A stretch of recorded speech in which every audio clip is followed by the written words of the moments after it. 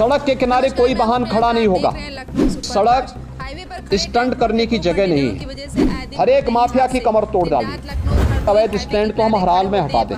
किसी भी सड़क पर, वह हाईवे हो, स्टेट हाईवे हो, एक्सप्रेसवे हो, जिला मार्ग हो, नगरीय चौराहा हो या कोई भी अन्य स्थल हो, अवैध bus stand, taxi stand, 3 wheeler stand, rickshaw stand या कोई भी इस प्रकार की अवैध गतिविधि नहीं चलनी चाहिए।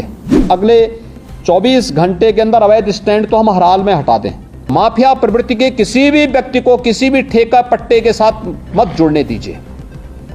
एक भी माफिया जुड़ेगा, उसका पूरा गैंग फिर वहां पर अनैतिक और अवैध गतिविधियों का अड्डा बना देगा। हर एक माफिया की कमर तोड़ डालिए। कोई भी अवैध और अनैतिक गतिविधि उसको मत संचालित करने दीजिए। उसकी आर्थिक स्थिति अगर मजबूत होगी तो आपका जीना हराम कर देगा। उसकी आर्थिक गतिविधि को पूरी तरह ब्लॉक कर देना। और ये जितने भी अवैध स्टैंड चल रहे हैं, डग्गा मार बसें चल रही हैं, ओवर लोडिंग के कार्य चल रहा है, इसमें माफिया ग्रुप अभी भी हावी है। इसको रोकना, हर एक हाल में रोकना। सड़क के किनारे कोई वाहन खड़ा नहीं होगा। कई किलोमीटर तक हम लोग देखते हैं ट्रक्स खड़े हैं हाईवे के किनारे। क्यों खड़े हैं? बहुत बार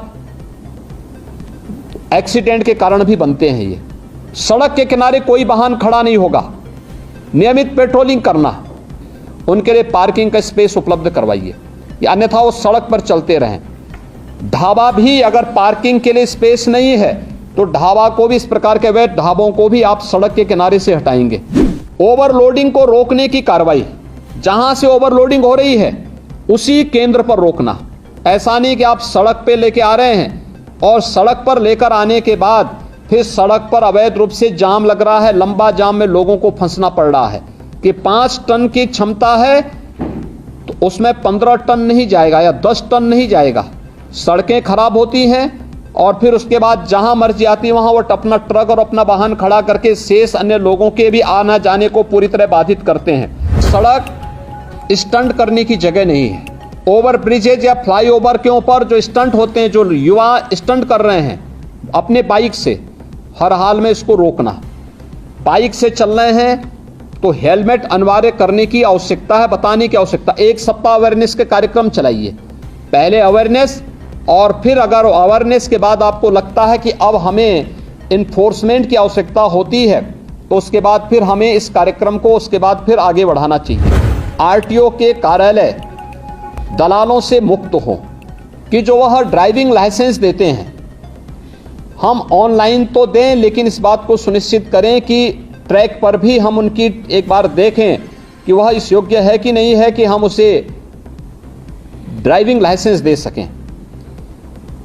अन्यथा खैरात के भाव बांटने की वो बंद करिए और आरटीओ के कार्यालय दलालों से मुक्त हो। किसी भी प्रकार की दलाली की गतिविधि वहां न चले।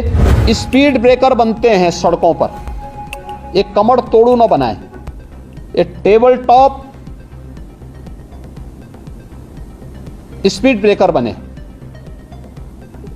अगर कोई बीमार व्यक्ति है उसको भी परेशानी नहीं होगी, लेकिन साथ साथ हम अगर मार्किंग करते हैं वहां पर तो स्पीड अपने आप लिमिट हो जाती है। लेकिन जब वह कमर तोड़ू बनाते हैं तो कोई बीमार व्यक्ति जा रहा है उसके लिए बड़ा, या कोई बच्चा है, कोई गर्भवती महिला है, उसके लिए खतरनाक हो सकता है। कहीं भी हमें ये कमर तोड़ू स्पीड ब्रेकर